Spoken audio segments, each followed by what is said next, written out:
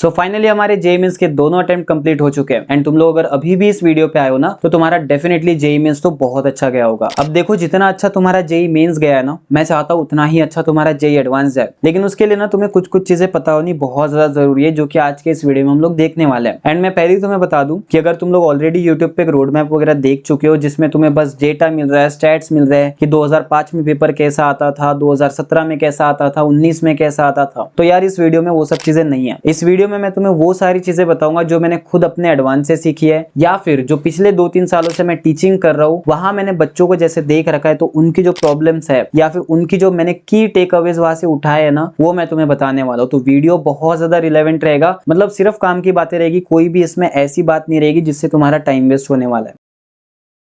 तो हम लोग बढ़ते हैं हमारे सेगमेंट नंबर 1 पे, लेकिन ये सेगमेंट नंबर 1 पे बढ़ने से पहले मैं तुम्हें एक वार्निंग देना चाहता हूँ। देखो जैसे तुम लोग यूट्यूब पे जाओगे ना तो तुम्हें कई सारे ऐसे टीचर्स मिलने वाले हैं, या कह लो ऐसे बड़े बड़े चैनल्स तुमको मिलेंगे ना जो तुम्हें कंटिन्यूसली एक ही बात कह रहे होंगे कि भैया तुमको ना अगर आईआईटी जाना है तुम्हें 40%, 42% इतना ही परसेंट लेके आने की ज़रूरत है, जिसके लिए तुमको 70% पेपर अटेम्प्ट करना है 80% एक्यूरेसी के साथ, फलाना फलाना चीज़ें करनी है। भैया सबसे पहले ना इन लोगों से दूर रहो। मैं ऐसा नहीं कह रहा हूँ कि ये चीज़ गलत है, ये बात सही है कि तुम्हें टॉप आईआईटी में जाना है, टॉप 7 में, इर्रेस्पेक्टिव ऑफ द ब्रांच अगर कुछ है तो 40-42% हो जाता है काम। लेकिन उसके लिए तुम लोग अगर बार बार ये सोचो कि अपनी मेंटल कंडीशनिंग ऐसी बना लो कि यार मुझे 40% मार्क्स के लिए 50% अटेम्प्ट करना है 80% एक्यूरेसी पे, तो भैया ऐसे काम नहीं चलता। ये सब ना सिर्फ थ्योरेटिकल बातें होती है कि जो वीडियो में थोड़ा इंटरेस्टिंग बनाने के लिए थोड़ा यूज़ की जाती है, लेकिन तुम्हें इन सब चीज़ों से दूर रहना है।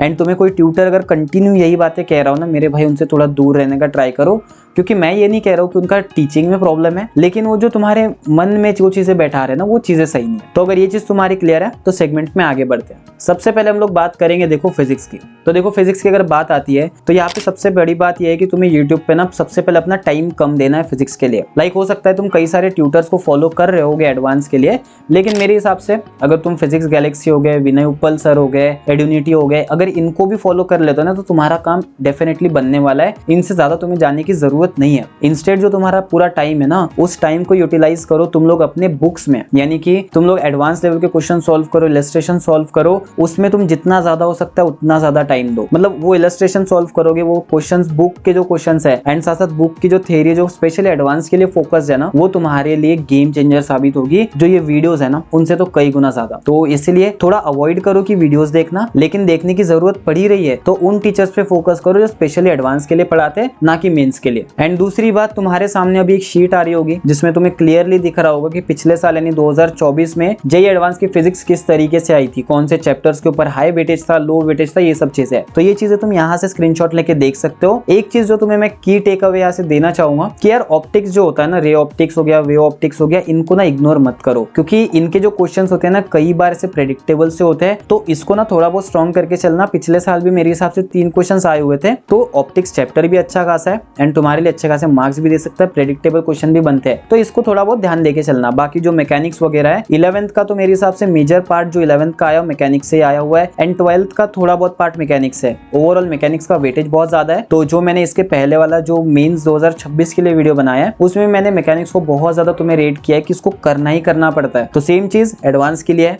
अगर अभी भी टाइम है और मैकेनिक्स स्ट्रॉन्ग कर सकते हो भैया कर लो, तुम्हारा definitely subject wise cut off निकल जाएगा। अब फिजिक्स के लिए अगर रिसोर्सेज की बात करें तो देखो 2 चीजें जो है जो मैं काफी हाईली रेट करता हूँ। एक तो है तुम्हारे एडवांस के पीवाईक्यूज, इनको तो डेफिनेटली करने ही करने हैं। सेकंड चीज है तुम्हारा जो फिजिक्स गैलेक्सी की 2 बुक्स आती है, एक आती है 700 इलस्ट्रेशंस एंड एक आती है जहां तक पीवाईक्यू की बुक आती है उनकी। तो यानी अगर तुम पीवाईक्यूज डायरेक्टली सॉल्व ना कर पाओ तो यहाँ से भी देख के कर सकते हो। ये दोनों बुक बहुत अच्छी खासी है एंड अगर तुम चाहो तो इसका पीडीएफ तुम्हें इजीली मिल जाएगा। टेलीग्राम चैनल पे चले जाना, वहां पे भी शायद मैं तुम्हें इसका पीडीएफ वगैरह दे दूंगा, उसका लिंक डिस्क्रिप्शन बॉक्स में तुम्हें मिल जाएगा। इसके बाद हम लोग बात करते हैं केमिस्ट्री की। तो देखो यार केमिस्ट्री की बात करने यहाँ पे टोटल 3 पार्ट्स में हमारा केमिस्ट्री है, फिजिकल, इनऑर्गेनिक और ऑर्गेनिक। अब जब फिजिकल की बात करते हैं ना तो फिजिकल केमिस्ट्री का मेंस में कैसे होता है, one of the easiest thing अगर कोई है पूरे मेंस में वो है फिजिकल केमिस्ट्री, क्योंकि तुम्हें हर चैप्टर में 4-6 फॉर्मूलाज होते हैं एंड उसी के बेसिस के ऊपर कुछ तुम्हें क्वेश्चंस मिलते हैं। लेकिन एडवांस में ये चीजें बदल जाती है। फिजिकल केमिस्ट्री को ही अगर तुम लोग पकड़ लो, वहां पे अगर किसी चैप्टर में मान लो 4 से 6 फॉर्मूलाज है और तुम अगर उनको पढ़ भी लेते हो, उनको पूरी तरीके से रट लेते हो। लाइक मेंस में तुम लोग जहाँ फॉर्मूला बेस्ड क्वेश्चंस कर लेते थे, एडवांस में ये चीजें पॉसिबल ही नहीं है। यानी तुम्हें उस चैप्टर के सारे फॉर्मूलाज आते होंगे लेकिन फिर भी शायद तुमसे एक क्वेश्चन भी नहीं हिलेगा। अगर तुम्हें डाउट होता है मेरी बात पे, तो प्रीवियस ईयर का कोई भी तुम फिजिकल केमिस्ट्री का चैप्टर उठा लो, उसके जितने फॉर्मूलाज है खुद से रट लो, एंड उसके बाद बस कोई भी सब्जेक्टिव क्वेश्चन उठा के देख लो। अगर तुम्हें लगता है कि वो तुमसे सॉल्व हो जाएगा तो भैया फिर मुझे बता देना, क्योंकि फॉर्मूला बेस पे वो क्वेश्चन तुमसे हिलेगा तक नहीं। इसलिए वो फॉर्मूला आया कैसे है, कौन सी चीजें उसमें यूज हुई, ये चीजें तुम्हें पता होनी चाहिए फिजिकल केमिस्ट्री के लिए। अगर हम लोग लास्ट ईयर के पेपर की बात करें ना, तो उसमें टोटल 34 केमिस्ट्री के क्वेश्चंस में से 13 तो फिजिकल केमिस्ट्री में से आए हुए थे। तो अगर इसको तुम लोग पढ़ लेते हो ना, तो 13 क्वेश्चंस भैया मतलब बहुत ही ज्यादा सही हो जाएगा वो चीज तुम्हारे लिए। इसके अगर हम लोग रिसोर्सेज की बात करें तो देखो, सबसे पहले वही सेम चीज पीवाईक्यूज तो कर ही लो।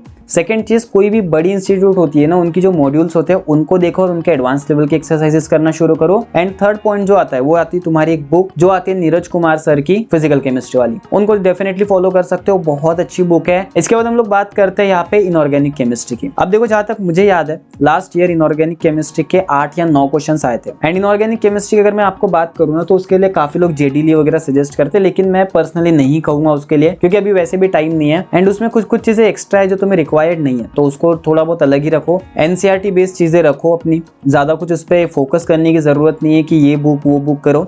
एनसीईआरटी करो, मॉड्यूल्स कर लो, पीवाईक्यूज, तुम्हारा काम यहाँ डेफिनेटली बन जाएगा। इसके अलावा ऑर्गेनिक केमिस्ट्री की बात करते हैं, तो देखो ऑर्गेनिक केमिस्ट्री के लिए ना तुम्हें थोड़ा ध्यान देना पड़ेगा। अराउंड तुम मान के चलो कि 12 या 13 क्वेश्चंस के आसपास ऑर्गेनिक के भी आए हुए थे, तो ऑर्गेनिक का भी वेटेज काफी अच्छा खासा रहता है। एंड इसमें अगर तुमको ऑर्गेनिक आने का क्लियर मतलब है तुम्हें जीओसी आना चाहिए भैया। अगर तुम्हें जीओसी नहीं आता है, मैकेनिज्म समझ नहीं आती है कैसे होती है, एक रिएक्शन है यहाँ से यहाँ पहुंच चुकी है, तो यहाँ से यहाँ जाने में कौन से रिएजेंट यूज हुए हैं, साथ ही साथ क्या स्टेप्स हुई है, यहाँ पे हीट क्यों निकली है, क्यों यहाँ पे OH अलग हुआ है, क्या ये सब चीजें तुम्हें ना पता होनी चाहिए। ऐसा नहीं हो सकता है कि तुमने बस शॉर्टकट याद कर लिया कुछ, ऐसा बिल्कुल नहीं चलेगा एडवांस में। अगर तुम्हें एक एक चीज पता नहीं है कि रिएजेंट कैसे यूज हो रहा है, उसी रिएजेंट को क्यों यूज किया गया है, तो तुम्हारा डेफिनेटली जीओसी खराब होगा। एंड ऑर्गेनिक काफी अच्छी खासी आती है। अगर इसके लिए मैं रिसोर्सेज की बात करूँ ना, तो ऑर्गेनिक के लिए तुम लोग MS चौहान की जो एडवांस वाली बुक आती है उसके PDF तो तुम्हें शायद टेलीग्राम चैनल पे डेफिनेटली मिल जाएगी, अदरवाइज गूगल वगैरह पे भी तुम्हें मिल जाएगी। तो MS चौहान सर की जो ऑर्गेनिक केमिस्ट्री के एडवांस क्वेश्चनर है, डेफिनेटली उसको ट्राई कर सकते हो, तुम्हारा ऑर्गेनिक बहुत अच्छा हो जाएगा। इसके अलावा तुम्हारी स्क्रीन पे आ ही रहा होगा कि ऑर्गेनिक का वेटेज कौन से चैप्टर में बटा हुआ है, इसको देख के तुम लोग थोड़ा बहुत अंदाजा लगा सकते हो। अब देखो, मैथ्स के लिए थोड़ी बहुत मेरे पास डीप इंसाइट है जो मैं तुम्हें देना चाहता हूँ। देखो, सबसे पहली बात यह है कि तुम लोग सिंगेज का जी एडवांस भी कर सकते हो, ब्लैक बुक भी कर सकते हो, अरिहंत का जी एडवांस भी कर सकते हो। तीनों ही बुक का लेवल बहुत अच्छा है, तीनों मतलब ब्लैक बुक तो भैया OG है। एंड अगर सिंगेज एडवांस की बात करें ना, थ्योरी भी अच्छी कवर कर लेगा तुम्हारे लिए और क्वेश्चंस भी काफी अच्छे खासे, इलस्ट्रेशंस वगैरह बहुत ही ज्यादा शानदार है। तो ये 2-3 चीजें अगर तुम कर लेते हो ना, तो अलोंग विद पीवाईक्यूज, देखो मैं जितने सारे रिसोर्सेज कह रहा हूँ ना, उसमें पीवाईक्यूज को तो इग्नोर करना ही नहीं है, पीवाईक्यूज करके ही चलने हम लोगों को। बस इसमें कुछ चीजों का ध्यान रखना है। सबसे पहली बात यह कि अगर जैसे तुम लोगों का फिजिक्स में है कि अगर तुम लोगों ने अभी तक रोटेशन नहीं पढ़ा होगा, तो अभी रोटेशन को हाथ भी मत लगाना। सेम चीज मैं तुमसे कहूंगा अपना मैथ्स के लिए कैलकुलस में, क्योंकि देखो भैया एडवांस की कैलकुलस आती है बहुत ज्यादा टफ, मतलब बहुत ही ज्यादा टफ। तो अगर तुम लोग सोच रहे हो कि मैं अभी मतलब कैलकुलस मेरा वीक था थोड़ा बहुत जेईई मेंस में, एंड अभी मैं उसको अच्छा करके थोड़ा बहुत एडवांस लेवल निकल जाऊंगा, भाई नहीं हो सकता है। तो इसलिए अगर अभी तक कैलकुलस में उतना होल्ड नहीं है, तो भैया कैलकुलस मत ही करो फिलहाल के लिए, क्योंकि बहुत ज्यादा मुश्किल आती है। मैं अभी क्लियर बता रहा हूँ, डरा नहीं रहा हूं मैं। इसके अलावा अगर हम लोग इजी चैप्टर्स या इजी टॉपिक्स की बात करते हैं, तो देखो सबसे पहला आता है तुम्हारा कोऑर्डिनेट ज्योमेट्री। तुम किसी से भी जिसने जे एडवांस दे रखा होगा ना, उससे पूछ लेना, जे एडवांस कोऑर्डिनेट ज्योमेट्री कर सकते हो, इजी लेवल पे आती है एज कंपेयर टू कैलकुलस। तो कोऑर्डिनेट ज्योमेट्री पे अपना होल्ड बनाओ, इसको अच्छे से स्ट्रॉन्ग करो, इसका क्वेश्चन मिस नहीं होगा तुम्हारा। अगेन PNC है, प्रोबेबिलिटी है, मैट्रिक्स डिटर्मिनेंट्स, ये सब चीजें ना बहुत अच्छी आती है, तो इनके क्वेश्चंस डेफिनेटली बन जाते हैं। अगर तुम्हारा कॉम्प्रिहेंशन बहुत अच्छा है तो भैया PNC प्रोबेबिलिटी मुझे नहीं लगता कि तुमसे क्वेश्चन छूटेगा भी। तो इन सारे चैप्टर्स को थोड़ा बहुत अच्छे से ध्यान देके चलो। इसके रिसोर्सेज की तो हम लोग पहली बात कर चुके हैं कि हम लोग मतलब सिंगेज वगैरह उठा सकते हैं, कोई भी कर सकते हैं। लेकिन एक और मैं कहूँगा कि भैया किसी बड़े इंस्टीट्यूट का मॉड्यूल अरेंज करो, इजीली मिल जाएगा। मेरे खुद के चैनल पे तुम्हें 2-3 इंस्टीट्यूट के शायद मिल सकते हैं मॉड्यूल्स। हो सकता है कि अगर स्ट्राइक वगैरह ना आए तो मैं वो डाल दूंगा चैनल पे, तो वो मॉड्यूल्स तुम्हें बहुत ज्यादा हेल्प करने वाले हैं। लाइक LN के हो गए, FITG के हो गए, अगेन इसके बाद तुम्हारा रेजोनेंस के मॉड्यूल्स आते हैं जिसके HLP वाले क्वेश्चन होते हैं। तो ये सारे क्वेश्चन ना तुम्हारे लिए प्रिपरेशन में बहुत हेल्प करेंगे, अलॉन्ग विद PYQs। भैया PYQs करके जाओ, सब्जेक्टिव क्वेश्चन हो, ऑब्जेक्टिव हो, सारे करो, तुम्हारे लिए बहुत हेल्पफुल रहेगा। तो ये तो हुआ तुम्हारा सब्जेक्ट वाइज ब्रेकडाउन, और कुछ जो चीजें बता सकता था जो हर साल रिपीट हो रही है, वो ये चीजें थी। लेकिन कुछ चीजें ऐसी है जो एज इंडिविजुअल अब तुम्हें जाननी जरूरी है जे एडवांस के बारे में। देखो सबसे पहली बात यह है कि जे एडवांस का पूरा पेपर टफ नहीं होता है। मैं ये नहीं कह रहा हूँ कि एग्जाम टफ नहीं है, इंडिया का टफेस्ट एग्जाम है, बहुत ज्यादा किसी को भी अपने लेवल पे लेके आ सकता है, लेकिन पूरा पेपर टफ नहीं होता है। अगर मैं 2024 की बात करूं तो देखो 2024 में टोटल 360 मार्क्स का पेपर था, जिसमें से 61 मार्क्स का जो पेपर था वो सुपर इजी था, यानी कि मेंस लेवल के आसपास तुम लोग कह सकते हो। अराउंड 160 मार्क्स का पेपर जो था वो मॉडरेट लेवल का था, यानी जो मेंस की टफ शिफ्ट आ जाती है थोड़ा बहुत उससे या उससे थोड़ा ऊपर कंपेयर करो। एंड बस तो नहीं कहूंगा, 139 के आसपास मार्क्स ऐसे थे जो कि टफ थे, जो कि बहुत ज्यादा मुश्किल थे। तो अगर तुम लोग देखो ना इस पेपर में 61 + 160 यानी कि अराउंड 220 मार्क्स 360 में से तुम ना इजीली निकाल सकते थे। बट द प्रॉब्लम इज कि ये तुम तभी निकाल पाओगे जब तुम लोग डेली मॉक टेस्ट दे रहे होगे, सही तरीके से एनालाइज कर रहे होगे एंड तुम्हें समझ आ रहा होगा कि अच्छा इजी क्वेश्चन ऐसे छाटते या वैसे करते हैं। तो इस ट्रैप में भी मत रह जाना कि यार इतना अराउंड 60-70% पेपर तो यहाँ पे मॉडरेट लेवल पे या इजी लेवल पे आता है तो हम लोग इजीली निकाल लेंगे। नहीं, ऐसा भी नहीं कह रहा हूँ मैं, बस तुम्हें ये अवेयर कर रहा हूँ कि अगर तुम कहीं पे भी पैनिक हो रहे हो या फिर तुम ऐसा सोच रहे हो कि यार ये तो पूरा ही टफ है कि हर एक क्वेश्चन टफ है, तो ये गलत है। इसके बाद सेकंड चीज ये है कि जेईई एडवांस के क्वेश्चंस कैसे होते हैं। जेईई एडवांस के क्वेश्चन सिर्फ दो टाइप के होते हैं, या तो लेंदी होते हैं सर, या तो बहुत ज्यादा कंसेप्चुअल होते हैं, यानी एक कंसेप्ट उसके अंदर एक कंसेप्ट फिर एक कंसेप्ट फिर एक कंसेप्ट। यानी अगर मैं तुम्हें सिंपल भाषा में बताऊं तो बोर्ड्स में तुम्हें अगर ट्रिग्नोमेट्री पढ़ाया है तो ट्रिग्नोमेट्री आएगा, सीक्वेंस सीरीज पढ़ाया तो सीक्वेंस सीरीज आएगा, बाइनोमियल पढ़ाया बाइनोमियल आएगा। जेईई मेंस की अगर बात करें तो ट्रिग्नोमेट्री और सीक्वेंस सीरीज को क्लब कर देगा, या सीक्वेंस सीरीज बाइनोमियल को क्लब करेगा, या बाइनोमियल ट्रिग्नोमेट्री को क्लब कर देगा। जेईई एडवांस की बात करें तो trigonometry, sequence series, binomial theorem तीनों को क्लब कर देगा। वहां से नंबर सिस्टम का एक बहुत बेसिक सा कंसेप्ट उठा लेगा जो तुम लोग शायद भूल रहे होगे और उसमें मिक्स करके तुम्हारे ऊपर दे देगा। तो मेजर ये फर्क होता है कि तुम्हें अगर जेईई एडवांस निकालना है, ठीक है, जो मैं तुम्हें वीडियो के शुरू में कह रहा था ना कि तुम्हें 40% मार्क्स, 50% पेपर, 60% एक्यूरेसी, ये सब चीजों पे फोकस मत करो, इसीलिए क्योंकि तुम नहीं जानते हो कि 40% पेपर के लिए या 50% पेपर अटेम्प्ट करने के लिए तुम अगर सिलेक्टिव स्टडी कर रहे हो और उस सिलेक्टिव में तुमने कुछ इंपॉर्टेंट चीज छोड़ दी है ना, फिर तो भैया गए। इसके अलावा तुम्हें अपने प्रिपरेशन के पूरे टाइम पीवाईक्यूज को कंप्लीट करना है and daily on an average 45 से लेके 50 ऐसे हाई लेवल क्वेश्चंस करो, जिससे ना सिर्फ तुम्हारी थिंकिंग बढ़ रही हो बल्कि मतलब तुम्हारे कंसेप्ट्स क्लियर सही से हो रहे हो, तुम उस लेवल को टच कर रहे हो जिस लेवल का तुम एक्चुअल में एग्जाम्स देने वाले हो। इसके अलावा नेक्स्ट पॉइंट आता है तुम्हारा फोकस ऑन हॉट टॉपिक्स। अब देखो तुम कहोगे कि भैया ये कैसी हिपोक्रेसी है, जस्ट आप कह रहे थे थोड़ी देर पहले कुछ छोड़ना नहीं और आप कह रहे हो कि फोकस ऑन हॉट टॉपिक्स। तो देखो फोकस ऑन हॉट टॉपिक्स का ये मीनिंग है कि अगर तुम्हारे पास मान लो मैथ्स में 20 चैप्टर है तो तुम्हें इसमें से 12 ही चैप्टर ऐसे होंगे जो जेईई एडवांस के फेवरेट है, जिसमें से मेजर टाइम क्वेश्चन आता है। तो तुम्हें उन 10-12 चैप्टर्स को, जो कि अभी तुम्हारे सामने जो शीट आई होगी पिछले सेगमेंट में, उसमें तुमने देख रखा होगा कि अच्छा यहाँ से ज्यादा क्वेश्चंस आए हुए हैं और जनरली उन्हीं में से बनता है। वो जो उतना 12 चैप्टर्स होते हैं ना वो हॉट टॉपिक्स होते हैं और उनको करके जाना है जेईई एडवांस लेवल पे। लेकिन जो बचे हुए 8 है ना उनको कंप्लीटली स्किप नहीं करना है। अगर तुम्हें एक अच्छा आईआईटी निकालना है जिसके लिए बहुत सारे मार्क्स चाहिए तुम्हें, तो भैया इनको मेंस लेवल पे लेके जाओ। अगर मेंस नहीं लेके जा सकते हो तो बोर्ड से थोड़ा ऊपर लेके जाओ, क्योंकि अगर ये नहीं आएगा, हो सकता है जो चीज मैंने पहले तुम्हें एग्जांपल दी है कि 4 कंसेप्ट यूज होते हैं,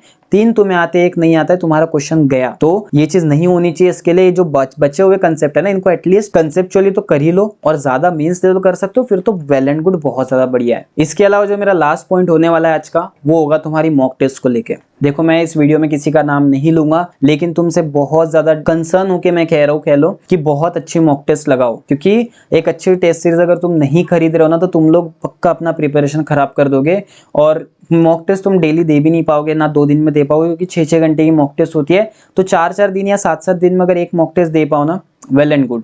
लास्ट के 1 हफ्ते में तुम 2 या 3 मॉक टेस्ट दे देना, उसका अलग रखो हिसाब। लेकिन अभी अगर तुम 4 दिन या फिर 7 दिन में मॉक टेस्ट दे पाओ, डेफिनेटली देने का ट्राई करो, क्योंकि तुम जितना यूज्ड हो जाओगे ना उतना ही जो एडवांस का फियर होता है वो तुमसे हटेगा।